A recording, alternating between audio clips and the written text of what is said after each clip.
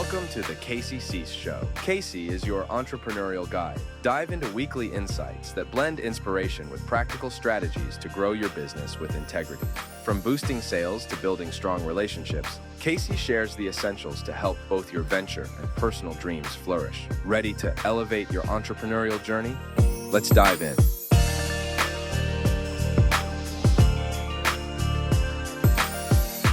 Hey, everybody. Thanks so much for coming back to another episode of the KCC Show. I'm here today with my friend Stacey Hanke, who I was lucky to meet at Strategic Coach, and we've become friends and deeply respect her, the work she does, because the work she does is so vital to our human existence as an expert to communication. So, Stacey, thank you so much for joining me today on the show. And why don't you take a moment to introduce yourself to our listeners and those who are watching the video? Yeah, well, I have to thank you because this wouldn't be possible without you. So just so honored, and thanks for trusting me with your followers. It's a big deal. And yeah, you and I, we met in Strategic Coach. I found Strategic Coach after being in business for, it's just crazy because this will age me, 22 years. It was supposed to be a 5-year run, but it's turned into 22 years. I started my first business when I was 13 also, so don't worry about it. It's fine. Yeah. I know. And we really, I say we because there's a team that really supports me. We work with mostly sales professionals and executive level. So director to the C-suite, helping them first increase their awareness of how much influence they have rather than what they believe to be true. And then we can't just leave them hanging there. We give them practical, immediate how-tos that to make sure no matter what platform, in-person, virtual, they show up with, they truly have this ability to connect and engage so that they consistently communicate with influence Monday to Monday.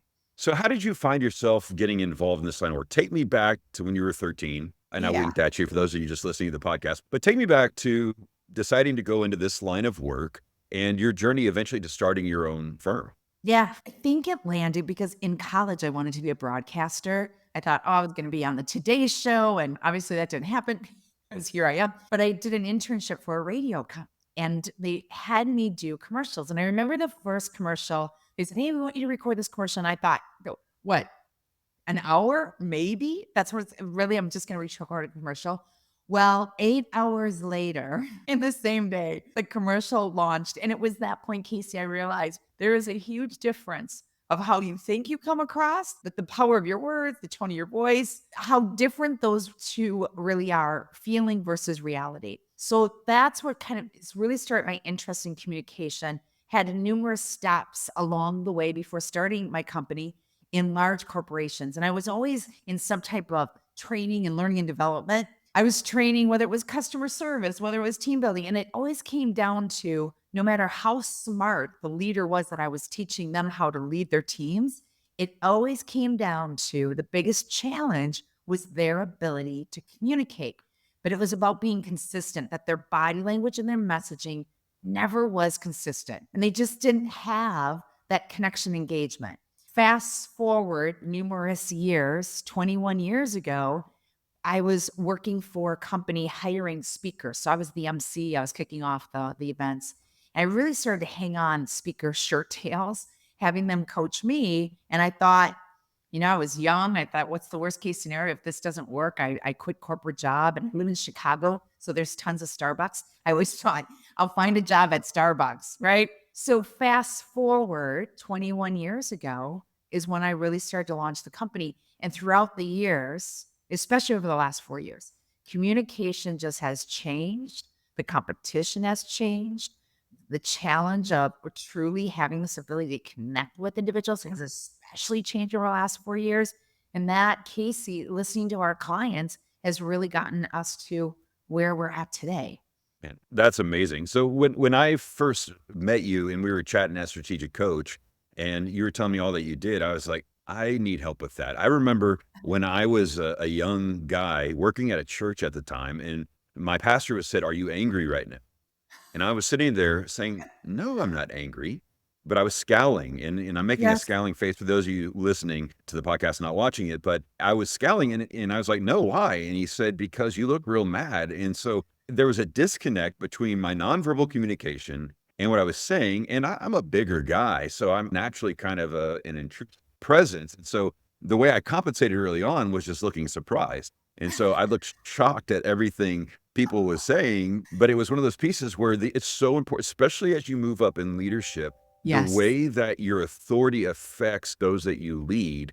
And people are taking in those verbal and non cues that you're sending your way. And so when you're sitting there, you said you work with executives and with salespeople. What are some common mistakes that they typically make in their method of nonverbal or verbal communication that maybe the listeners and even myself, I'm getting a free counsel from you right now, Of but what would course. be some immediate things to think through or to be mindful of as your authority grows? Like as you move from, a mid-level manager to an executive level, or as your company grows from a CEO, or you're CEO of a startup only in name, but actually you start growing. What are some key mistakes you see the salesperson or the executive making? Yeah.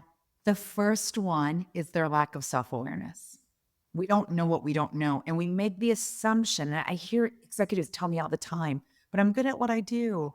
I'm always told how great I am, which is completely false feedback to begin with. You can't do anything with that. And it's this disconnect of if I feel good, however you describe that. I know what I'm talking about. I have years of experience. How you feel does not have anything to do with how people really perceive you. So that's just number one. So the lack of self-awareness people have. And I think communication for so long is taken for granted because it's such common sense. It's something we do every day. It's a core to everything we do, but it's not common practice. That's one. Second, and I can only go off of truly where our clients struggle a lot. It's this idea of how do I show up now virtually, in person, hybrid, but those all have to be consistent. And it's Great. things like, where do I look? I don't know where to look. It's such common sense. And yet eye connection, we call it eye connection versus contact. It's a whole elevation of that concept. We don't know where to look, yet it is the only behavior that either communicates trust or it doesn't. The third, Casey, is lack of brevity. I am sure a lot of people that are watching this right now might be smiling, thinking, oh my gosh, I'm one of those long winded, take forever to get to the point. And suddenly we're talking heads. We come on these Zoom meetings or Teams meetings, and it's our agenda, which is number four. I'll give you the top four. Fourth one is we don't focus on our listeners' why. Now, if you don't have brevity, you can't adapt your message on the fly. It's all about your agenda. When we can really tap into why is this conversation happening now? Why should they care? Why are they even here? Or why is this topic important? You don't tap into the why. And I know you know this based on the experience and the work that you do. You never tap into your listener's point of view, which is emotion. And we buy off of emotion, which is tied to influence. Now, there's many layers underneath that. We could go on, but I'm kind of giving you what is really the top ones that if you can get your arms around those, some of the other I don't want to call them mistakes. I think it's more the fact we don't know what we don't know. And it's things that we do, things that we say in virtual and in-person conversations that can really jeopardize not just your connection, but your ability to have influence consistently. That's the difference of what we teach. This is not, I have a big presentation to the investors or I have a big sales pitch. If you're turning it on at that point, or you're just practicing for that event, there's no authenticity and you'll never grow your influence because you're segmenting how you show up versus looking at the big picture of your day-to-day interactions. That's huge. I mean, the lack of self-awareness in general, especially following the pandemic, and we'll dive into some of your observations from your expertise in a minute on that. But the lack of self-awareness has really skyrocketed. I know when I go in and coach business owners or executives, and I'm not usually there on a communication front, but one of the things I do, in my background, I have a lot of training in the Enneagram personality assessment. Eights are attracted to me because I'm a 3. The 8s are the powerful people, the steamrollers, they get stuff done. I'm a 3, which is an achiever, so I have that matched energy, but I have a wing 2 that makes me somewhat caring. And so one of the questions a lot of the executives I coach, I say, hey, how do you think they just experienced that? Oh, it was great. That was great. And I could see the nonverbal of the people they're talking to. Either when will this be over with, or is he about to hurt me, right? Or is she about to fire me? And that disconnect that you're talking about is cute. So how do you and your team help people be aware that they're not self-aware? What are some easy ways that people can start at least paying attention to something? Yeah. The first one, because if I was coaching you, Casey, I could tell you what I think. To me, that's just my opinion. The key, though, is when you look through the eyes and ears of your listeners. So we do tons of this. We are constantly coaching people by them recording themselves so they can look through the eyes and ears of their listeners. Because once you see yourself on playback, and if you continuously would do video playbacks, you'll figure it out. You'll figure out what works for you, what you don't like. And those two goes to another level of influence. And that is you figure out what your personal brand is. Maybe that's another step, for your followers. You talk so much about branding and the work that you do. Is I always ask my clients, first question is, how do you want to be perceived? But how do you want to be perceived Monday to Monday? And they'll share a list of adjectives. And it's usually trustworthy, confident, knowledgeable, credible. Well, if you tell me that, I have to show you, how do you do that? Because no one's ever going to say to you, oh, wow, I love your brevity. I love your pauses. Instead, it will be feedback that sounds like you come across very confident every time you show up here. So it's showing them really what's behind the scenes. And that usually is your delivery. It's the choice of your words. But this has really been our company's success. Is because when you have people pushing back and they'll say, oh, but I was clear, I was concise, watch it on playback. Or if I knew what to say, I would not have used any of those run-on sentences. And I'll tell them, are you sure? Because even as you're talking to me now, you're doing it. Are you sure? And I'm not saying you're recording Zoom calls, you're recording confidential information from your clients. I often, as I'm on my Zoom meetings, I'll just randomly take my phone, I'll just record myself. Now, here's the next level. Remember, this is all about you constantly want to be elevating your influence. When I watch my playback, I'm always focusing on how did I feel during this conversation with you, Casey, versus what reality states. And then if I want to elevate it even more, I literally just take a piece of paper. What did I like? Column, what don't I like? Last column, what am I willing to spend the time and commit to see a change in the next 30 days? So that's very interesting. A couple of thoughts from what you just gave. I remember when I was a youth minister and working with the kids, pastors or whatever, and I would say, what's it like growing up? Because I had a little daughter, and I was like, what's it like growing up with a pastor? And some would say he's completely different at church as opposed to at, and not always in a positive way. And so one of the resolves I had was I never wanted to cause that cognitive dissonance for my daughters, where when they see me out there, they'd be like, yeah, it's my Yes. dad, good and bad. I mean, but there's a continuity of brand like you're talking about. Even my team, where I want them to be like, man, he's super nice to these people, but he's hard with us. I mean, obviously with your team, there's more discretion. If you're frustrated about something, you might have more freedom to discuss it if it's a client issue. But that continuity, I think, is absolutely key, and being aware of that. I remember when I was a young public speaker, they would say, go listen. We didn't have as much video, but go listen to your talk. And the way I experienced saying something and the way that I heard it land were two completely different things. And that was quite honestly disorienting for someone. And even now, when I encourage people who are public speakers saying, hey, you should video your talk or at least audio record it and go back and listen, the number one thing I hear them say is, but I hate listening to myself speak. So what's your advice for a leader that wanted to improve, but they hear that excuse, I hate hearing myself speak? The one thing I said to somebody was, well, imagine your listeners then, and just to make a point. And they're like, no, that's not what I mean. But Yes. how do you help people? That's a common pushback I hear from people of, I Oh my hate to gosh. listen to myself speak. Casey, I've heard it all. The best, this was a number of years ago. I was coaching she was a VP of marketing. We watched her playback. We're maybe 10 seconds in the playback, and she says to me, that's not me. That's not me. And I looked at her and I said, I think it's you. It looks like you. And there's such a disconnect. I would lie to you if I said, oh, it's easy. It gets so much easier the more you do it.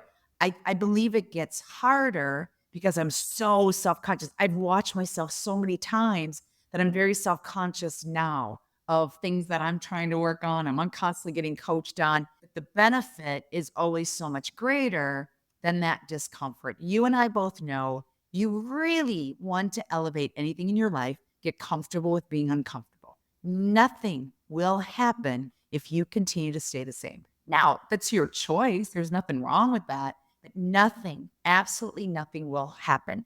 Change will only come with discomfort. What I tell individuals that really are uneasy about it, and I'm just really honest with them, I'm like, oh no, it won't get easier, but do you want easy? It will be easy to say, no, just keep doing it the way I've done it because I don't like watching myself on playback. But what are the costs? And whether you are leading a company, whether you're leading individuals, you're in that leadership position, or you don't have a team, but you're leading people around you, your family, I really believe you owe it first to yourself, and then you owe it to those that are around you. Exactly what you said, Casey.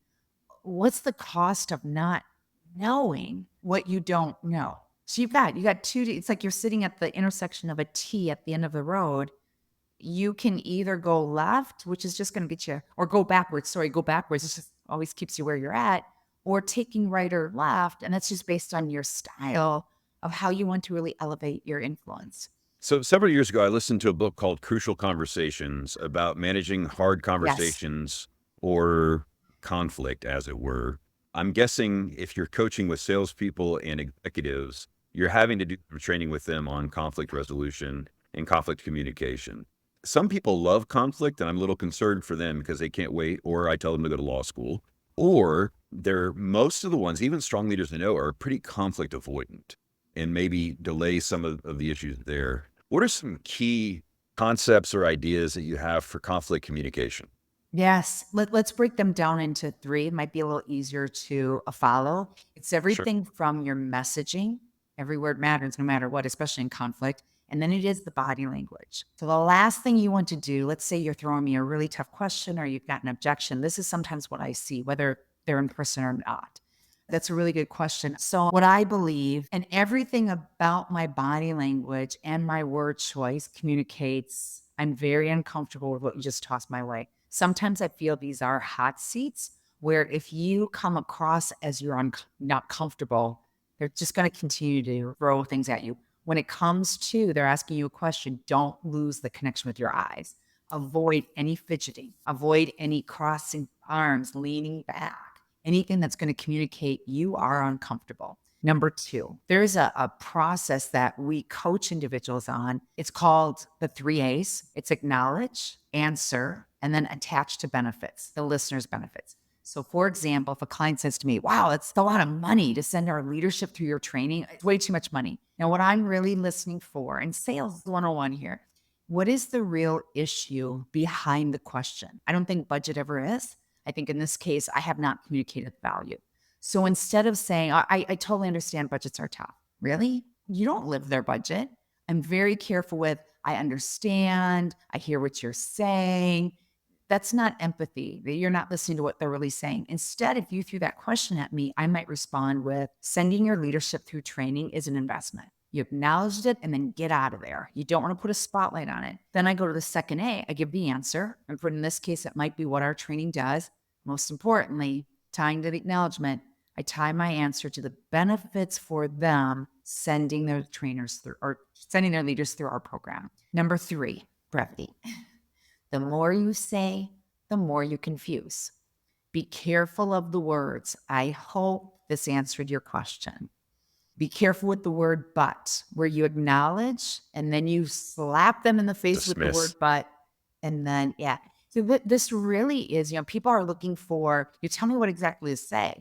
Like, watch the body language, and then you be very careful of the words that you're throwing out there, but still focusing on your listeners' why. Why are they asking this? Why is this a concern for them? You can see how that can be hard. It sounds so common sense, right, Casey? But you can see how that's tough to do because it's the heat of the moment. And when you're asking me a tough question, what's the natural instinct? I'm thinking about how to answer, and now I'm running the risk of not hearing what is really important to you. Not to me, it's to who I need to just bring to an understanding of where we're coming from. That's extremely helpful because I think leadership is really found not in the easy conversations, but in the I tough like ones. that. And leadership is really established because you do a lot of work with influence, right? Mhm. Communication and the influence of a leader along the way.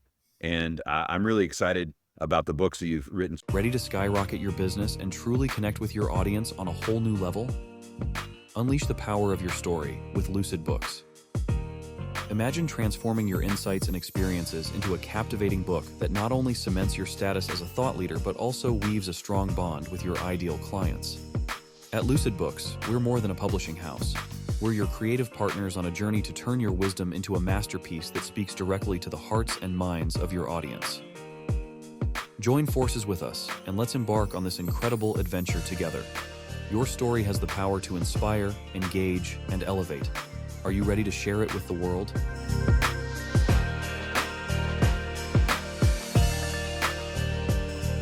So why don't you tell us about the 2 books you've written? And then I want to hear about the one you also are working on that'll be coming out in a few months. So why don't you share a little bit about the work? Because what I love as a publisher is when experts and business owners take their expertise and they capture it. That shows, for me, it's a generosity to people, because it's saying, I want to take my expertise, and you would pay 5, 6, 7 figures to work one-on-one with me. But for 25, 30 bucks, you can have this resource that gives you a lot of the things that might carry 80% of the people as far as they need to go, but open the door for further conversation. And you've been very generous with your expertise already with 2 books, and you're working on a 3rd. So why don't you walk us through writing those books? I didn't have the privilege of publishing it, so this isn't me propping up one of my authors. It's truly saying, as a fellow business owner and as a publisher, I truly see that investment as a true gift. Because not many people I know have gotten wealthy off simply selling books. In fact, most business owners I know utilize that as a way to expand their impact and influence and message beyond what they can physically do, right? To resource people and help them out. So why don't you tell us a little bit about the books you've written and the area of focus and the journey of what you're going to be doing for your next? That was said so eloquently. I've never thought of it that way. Thank you for sharing your insight on it. The very first book was very early on my career. It's Yes, You Can, and it's communication skills from A to Z. So go figure out how it's laid out. It's very bulleted. And it was really me experimenting with, how do I want to approach this? Well, several then years later, book number 2 came out, and that's Influence Redefined. Be the leader you're meant to be, Monday to Monday. And that book was the research over, gosh, I guess 12, 17 years, because it was in 2017 that was published. So it was 17 years of exactly what you're saying, research, client experience, and it really is redefining what influence is. That book is the core. There's models in it. That's the core to everything that we do, our mentoring, our workshops, and then the keynoting that I do. I have numerous clients that are constantly saying in these last 4 years, can you write the next one? So of course, you go off of demand. So book number 3 is Influence Elevated, maximizing your connections Monday to Monday. And it's how influence has changed over the last 4 years. And that number 1 change is there's so much noise. There's so many ways now that we can connect with people. In this hybrid world, our clients are struggling. There's a lot of research in the book. And it's really conversations I've had with our clients, as well as how do we help them so we can help our reader. That's excellent. And I think that offering you're bringing to bear on how this has changed, how communication has changed, how this consistency is so necessary. I mean, if you really just pause to think about the last 4 or 5 years and the turmoil of an inconsistency and how people have been polarized, whether it's politics or religion or geopolitical tension or finances, whatever the issue is, there has been a continuous ripple effect in breakdown of communication where people are completely missing each other. And we can point the finger at social media and say, well, we're all, trying to communicate. And the big thing was back when Twitter was, 240 characters, right? And so it's hard to connect with a person's heart over such phraseology. But as an expert, what have been some of your findings as to the issues we're facing in communication over the last 4 years? It sounds so common sense, but Casey, you get this. If we were doing this right now without our video cameras on, and it's crazy because so many times our clients will say, teach us how to connect and engage virtually. And the first thing I'll ask them, well, walk me through what's kind of the setup of your virtual meetings. Well, no one turns their cameras on. And I wanted to say to them, I can't help you. I look at that as I always say to my team is expected. They know the cameras are on. You got to be here or don't be here. I was telling one of my mentees the other day, they're struggling with cameras on. I said to them, well, it's like you tell your team, we're going to have our meeting. We're going to go to a movie theater. We're going to watch a movie in the dark while I have a meeting with you. It's the same concept. So it's not thinking even about number 2, how we show up in this space, how you see me now. And Casey, you know this, you've met me in person. I want to make sure that who I work with, that they're consistent with how they're showing up in all these platforms. Your name is still on it when you're in the virtual platform. Number two, the leaders we mentor, they struggle with both of those concepts. And how do we lead consistently from afar?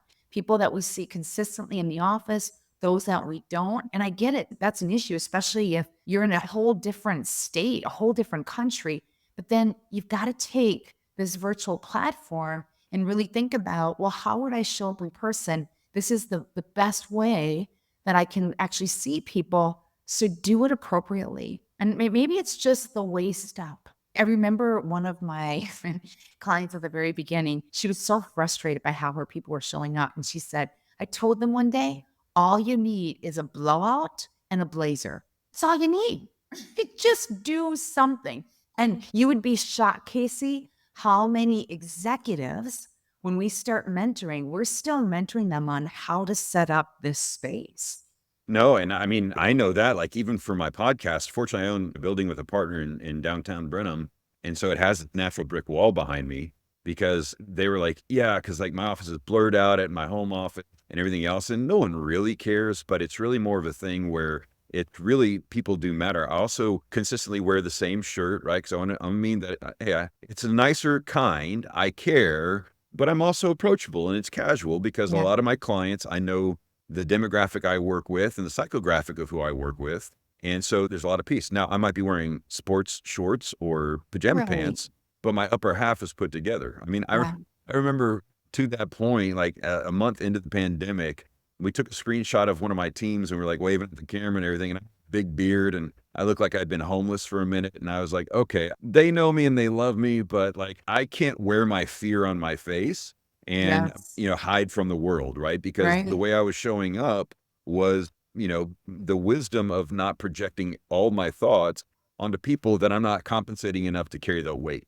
That's Yeah. And Casey, I mean, how would you show up if you were in person? Oh, maybe that's a whole nother issue. I don't know. Because I think when the virtual came out, it magnified our level of effectiveness or ineffective communication. Virtual has just magnified that, which also leads to another whole challenge of communication has always been the core to everything that we do. I mean, I was running a company for 19 years prior. There was always challenges with it.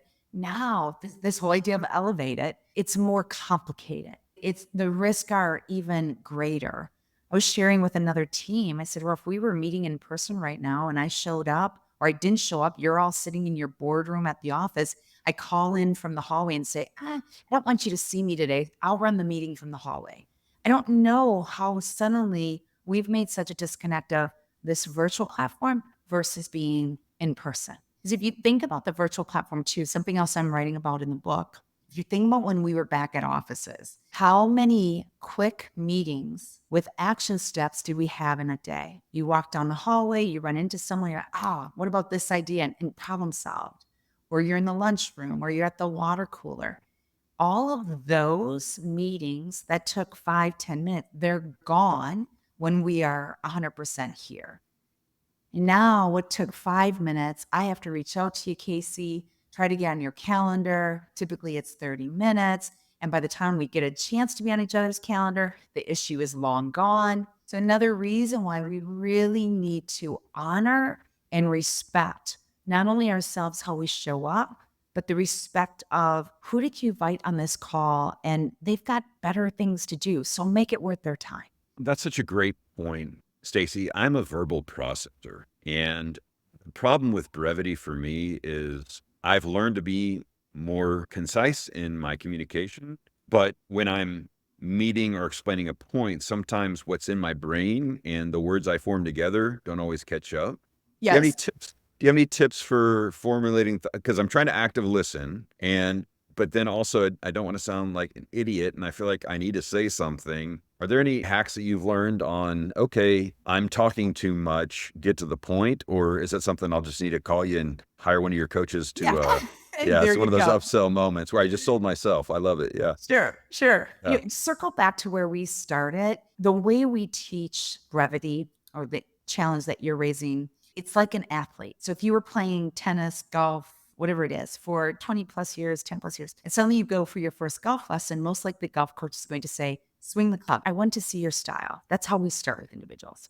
Just have a conversation with me. We'll record you in the meantime. Let's just see your style. You watch the playback, you will quickly pick up what's not working with your swing, where you need areas of improvement with your communication. Brevity, as much as it's uncomfortable with a lot of people, this whole idea of silence is where you will always want to go to when you forget what to say. That's easier said than done. Like the golf lesson, the more you swing the club per the recommendation of your coach, the more you see the swing, suddenly you start feeling that brevity. You start feeling those words that you should not be using before you go there. It's the practice and the repetition that gets you over the hump of the discomfort of something like silence and waiting for that person to interact with you. That's so good. The silence, I think, is a big piece. I mean, especially when you're speaking, instead of just being quiet and finding your place and picking up, that's extremely helpful. Well, I've taken a lot of your time. What's one question I should have asked you that I did not ask you? Let's recap, Casey, because I want to make sure that when they stop watching this playback,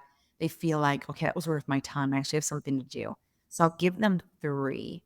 The first is really ask for feedback, constructive feedback from someone in your life, personally and professionally, that you trust is going to tell you the truth. And if they say, no, that was good, nice job, ask, what did I do? What did I say where I could give you more impact? You could get more benefit. And that feedback needs to be constant. So just try it on for 1 week. Ask for feedback at least once a day. And I am guessing there is someone in your personal life that can't wait to give you feedback. We all have that person that's honest. Number 2 is really this. I think the most challenging things around our development will always have the greatest impact. Not that feedback is easy either. And how about just for 1 week, once a day, start recording. Do a combination of both audio and video.